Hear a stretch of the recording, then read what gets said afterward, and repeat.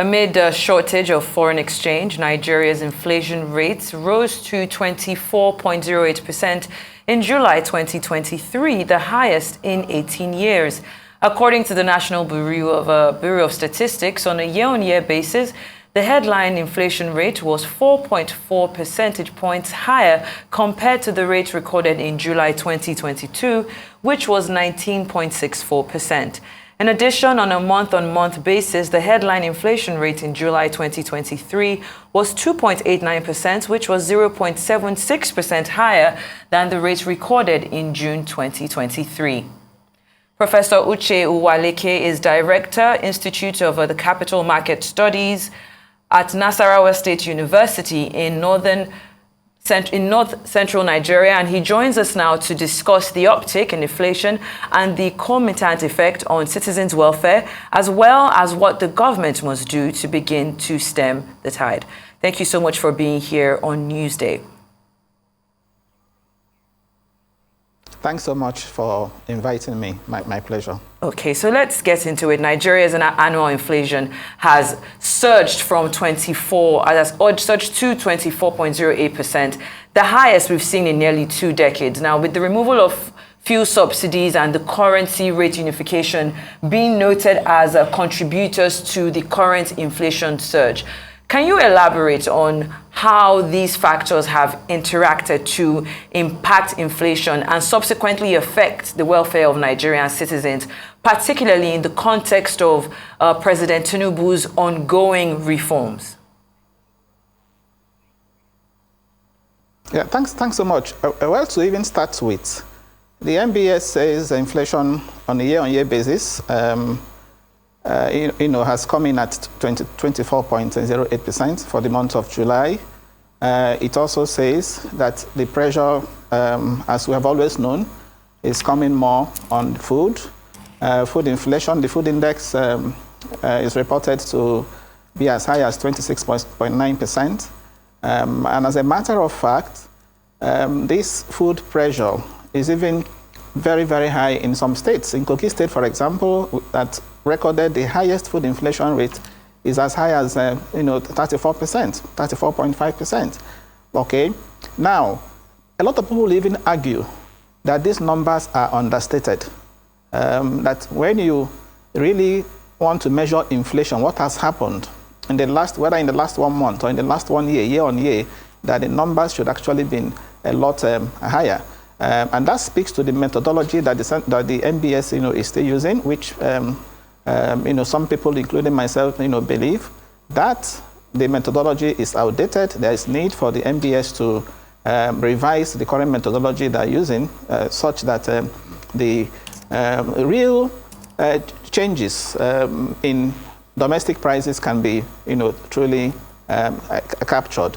Now, having said that, you also notice that across the globe now, in majority of the countries, whether developing or developed economies, interestingly, inflation rate is trending downwards. In the US, for example, the latest report by the Bureau for Labor Statistics, talks about disinflation. As a matter of fact, inflation rate coming in at 3.2%. On a year, if you look at what it was a year ago, inflation rate in the US was as high as 9.1%. Although, compared to what they reported in June, it was actually a marginal increase from 3 to 3.2.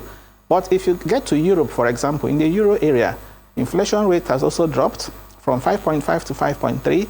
In the UK, the recent number for July talks about 6.8 from 7.9. In Africa, in South Africa, inflationary pressure is also cooling. Inflation rate in South Africa has come in at about 5.4%. Okay, so even in China is even battling with deflation, a case where you have negative inflation rate at minus 0.3. Now, we have a different scenario here in Nigeria, where, as you rightly pointed out, our own case is being compounded by the twin reforms that were introduced by the administration, namely the unification of exchange rates and the sudden removal of fuel subsidy. Take the case of unification of exchange rate, for example. We have seen the impact that it has had on a number of companies. A number of companies reported huge forex losses from the Guinness, Nigerian breweries, MTN, Seplat, Airtel, and the rest of them. Huge forex losses. And one of the ways by which companies, address or hedge foreign exchange losses, okay, aside from using financial instruments, whether it is currency forwards or whether it's option contracts, okay, or aside from holding dollar-denominated assets, one of the ways is repricing their commodities. Okay, so we expect that this unification of exchange rates and the devaluation of the naira that it has brought about will further feed into the inflation rate as companies reprice their products, especially those companies whose products have inelastic demand. They can afford to jack up their prices in order to hedge, the exchange rate, the naira depreciation. Okay, that's on the one hand. Take the issue of also removal of the subsidy. Okay, what it has done and what it has continued to do is to also fuel the inflationary expectation, because the expectation is even a more, if you like, more serious issue. When people expect that prices will rise, their actions are also influenced by that. Okay, if you hear today that the landing cost of petrol, PMS, has increased, you don't need anybody to tell you that the pump price of fuel will rise. So people will always expect, even when you tell them that there's no plan to increase the pump price of fuel, they already know that since you have liberalized, since you have deregulated, that will feed into a higher pump price of fuel, and that will also affect, of course, domestic prices. And that is why today companies are no longer, a lot of businesses are no longer basing their pricing decisions simply on a cost and markup. If your cost of production, or you bought something for an item for 100 naira, and your markup, your policy is that you have a markup of 20%, it means you will sell it for 120. So today that decision is no longer on cost plus markup, but also they are also factoring in what you might call the cost of restocking. That is why you find a small business, for example, telling you that it's not just about markup, because at the point of going to restock, at the point of going to replace, the firm may end up paying higher. So what you now find is that they put markup and they also add replacement cost, or they also add cost of restocking. So that is why you find these domestic prices spiraling. Okay, so we have an issue really to deal with, and these issues, of course, before now we had legacy issues. These legacy issues are still there, because if you take the MBS numbers, even if we use their numbers, as a basis, you will find that of the 12 classifications that MBS published, food, remains the major driver, and that's why you find out of the 24.08%, food accounted for about 12.47%. That's nearly 52% of the the total inflationary number. Okay, you also have others like electricity, like transport. So the legacy issues are still there.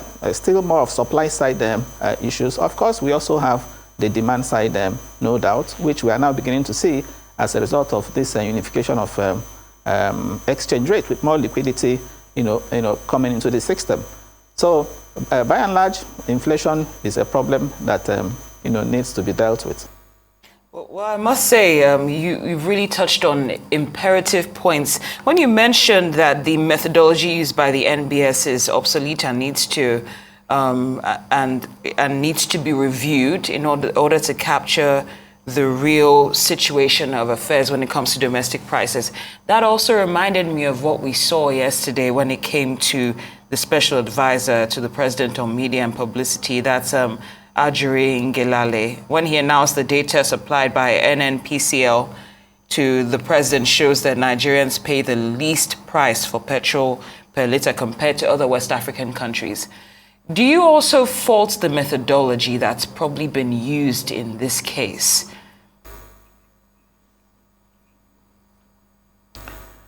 Well, with respect to the methodology for determining, arriving at the CPI, Consumer Price Index, part of why I say it's obsolete. Even the MBS will not disagree with me. If you look at it, they say they are basing their calculations on 740 items in a basket, and that they pull information from 10,534 informants, spread across the country. Okay, and then when they get all that, they use what they call an index method called last payers method. Okay, which is widely adjudged to be when you're computing inflation rate, somehow superior to the past method or even the Fisher method. But I think the method is outdated based on the fact that if you look at the base year, the base period they are using, the last time they conducted the expenditure survey, was I think 2009. So there is need for them to, update such that whatever they're doing will, truly reflect what actually happens, what is happening on ground. With respect to the issue of the pump price of fuel, and yes, it may be true that we pay what currently obtained now is low relative to what you find around, and that's why the issue of smuggling was a lot being incentivized because of the fuel subsidy. So no doubt, there's no doubt that removal of subsidy has merit. I'm in support of it. There's also no doubt that exchange unification has merit, has justification. So a lot of people agree that these are reforms that need to happen. But what where I differ, or what some people also may want to say is what is wrong with the current policies, has to do with the approach, in implementation. I think my view is that approach is suboptimal. We have not actually adopted an approach that appears to be optimal for obvious reasons. In the case of unification of exchange rates, it bears repeating. It's a no-brainer that we still don't have the economic fundamentals, to support exchange rate unification. You look at the size of your reserves today. Central Bank is displaying 33.2 billion liquid reserves, but we have now known, following the recent financials released by the Central Bank, that doesn't really reflect the true asset of the Central Bank. If you look at the balance sheet of the Central Bank, on the asset side, you normally find forex reserves. On the liability side, you have currency in circulation, the banknotes, and you have commercial banks reserves with the Central Bank. Now, that of the asset side is not a true reflection of what is on ground, because we now know that much of that, or a significant part of the reserves, external reserves, is encumbered.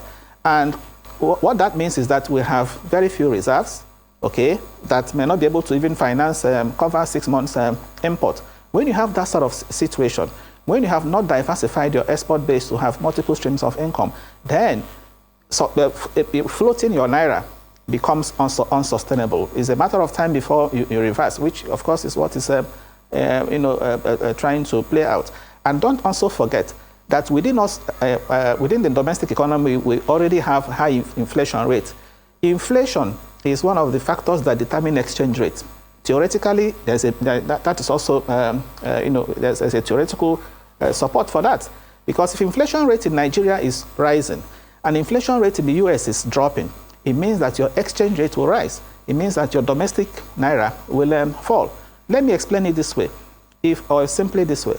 If your inflation is rising, domestic inflation is rising, what it means is that the value of your currency is dropping, purchasing power is dropping, and so naturally people will want to go for assets or currencies that are a lot more stable. So that is why you see all this demand, sometimes artificial, not necessarily because they're demanding dollars for transactions. No, they are demanding dollars as a store of value.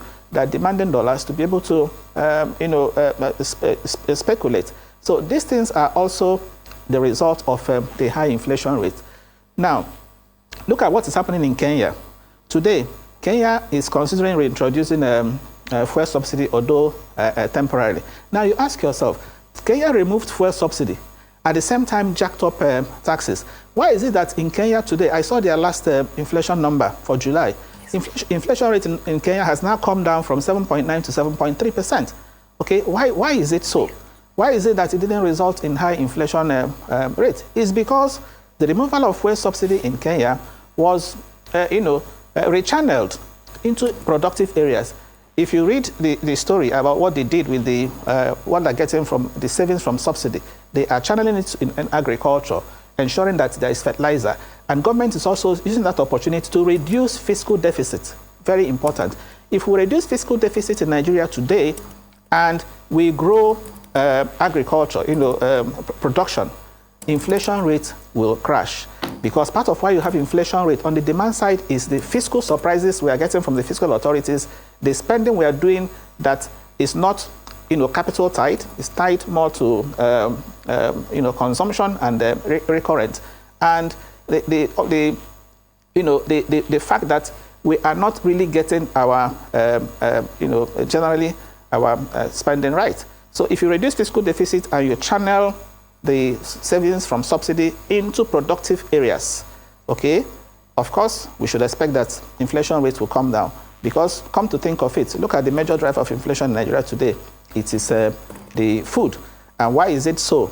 Supply, we're having this supply deficit. As a result of insecurity, as a result of even high transport costs, moving the goods from farm to the market.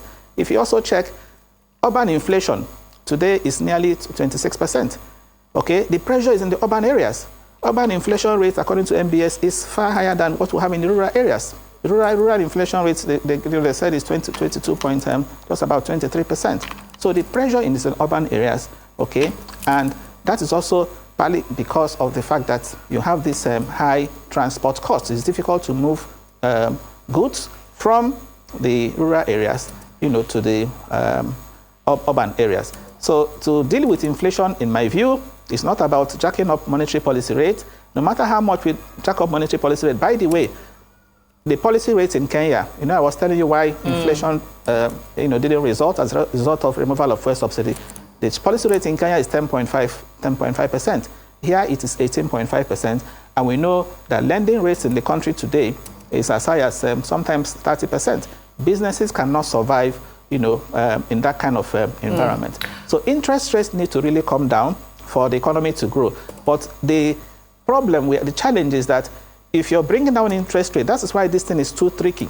You drive down interest rate, the investment, foreign investments you think will come. Okay, Professor, I have to come in. Unified exchange rates will not happen.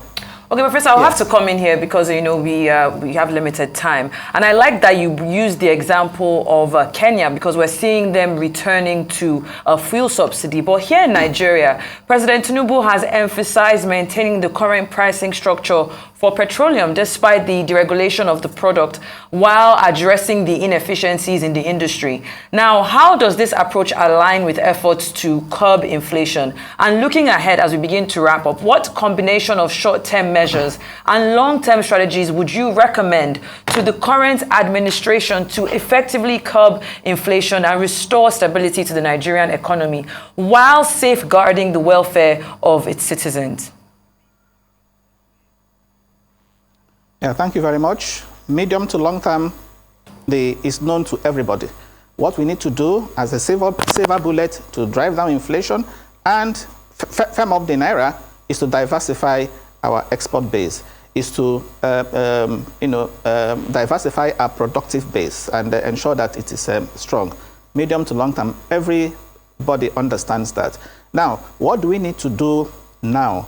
I think that between now and December, when we are told the Port Harcourt refinery will become functional, because if it becomes functional and we're able to satisfy a certain, a significant amount of local consumption, we satisfy that here and not import, it will reduce the pressure on the demand for forex. So we begin to see maybe some appreciation in the naira. In the meantime, what do we need to do? We need to deal with crude oil theft, ramp up crude oil production, now that oil price is still favorable in the international crude oil market, so we can earn more dollars and supply to the official forex market.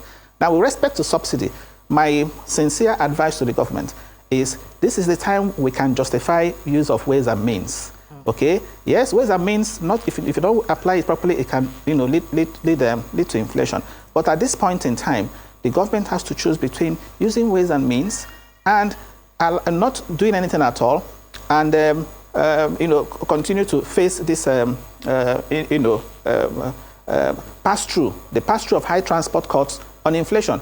If we use ways and means, if we can print some money to sustain, reintroduce subsidy for a while, just as Kenya is doing for the meantime, while also dealing with the problem, because the problem with subsidy, we have been told, has to do with the corruption, has to do with all sharp practices associated with it.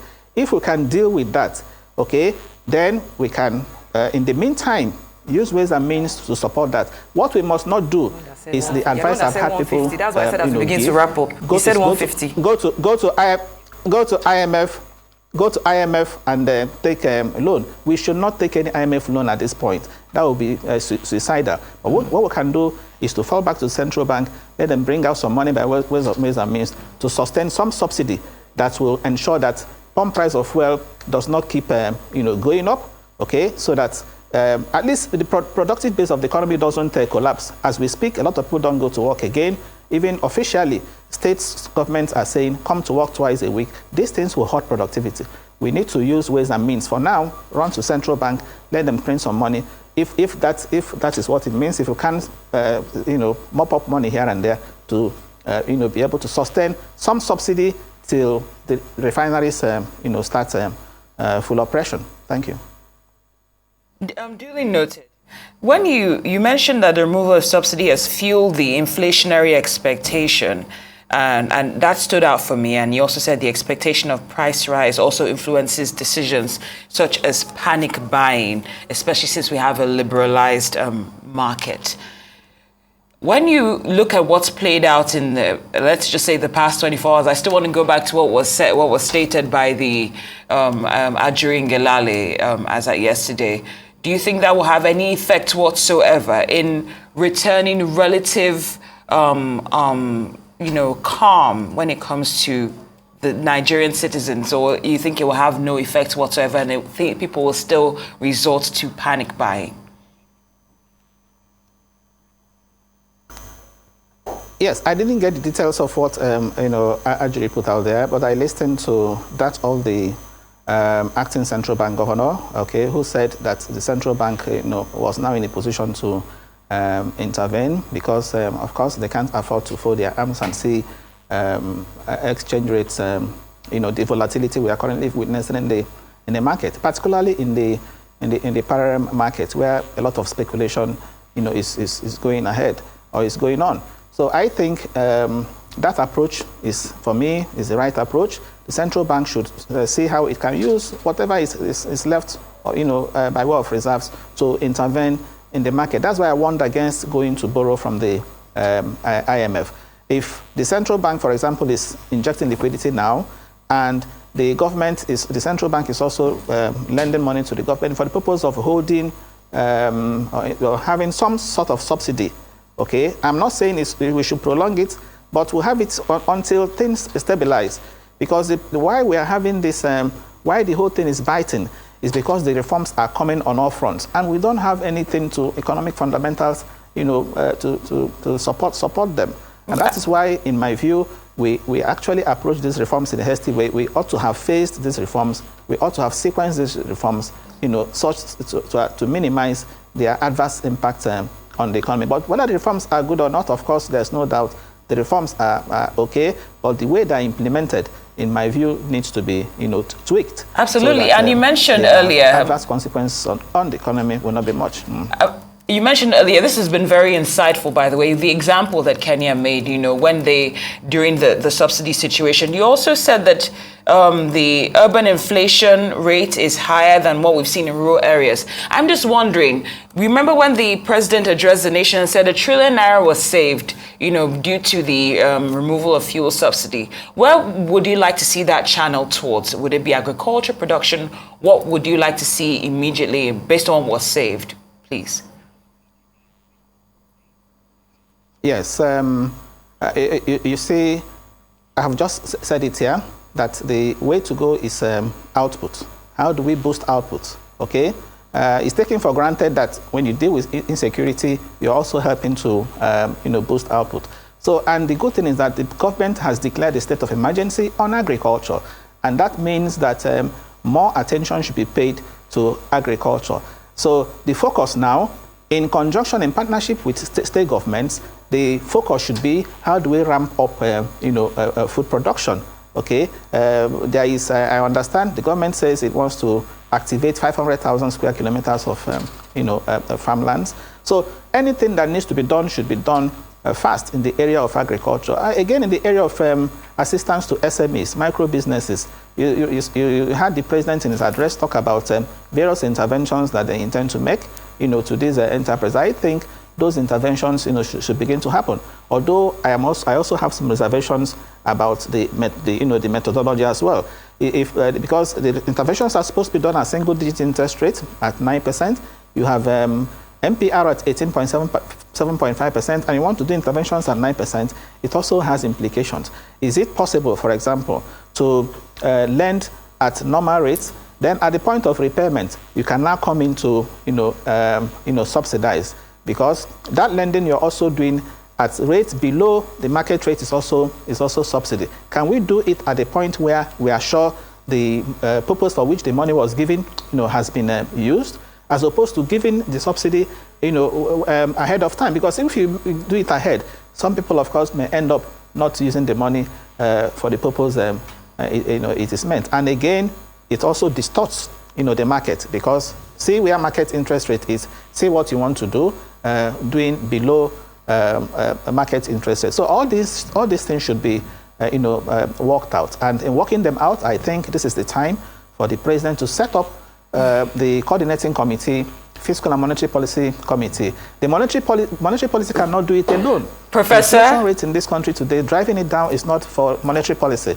Professor, the two must join hands to be able to fight inflation. Otherwise, central bank will be trying to clap with one hand, which is not possible. Professor Uche Uwaleke, you are indeed a professor, and we have learned so much from you today. Thank you for joining us on Newsday. Professor Uche Uwaleke is the Director, Institute of Capital Market Studies, Nasarawa State University. Thank you for your time.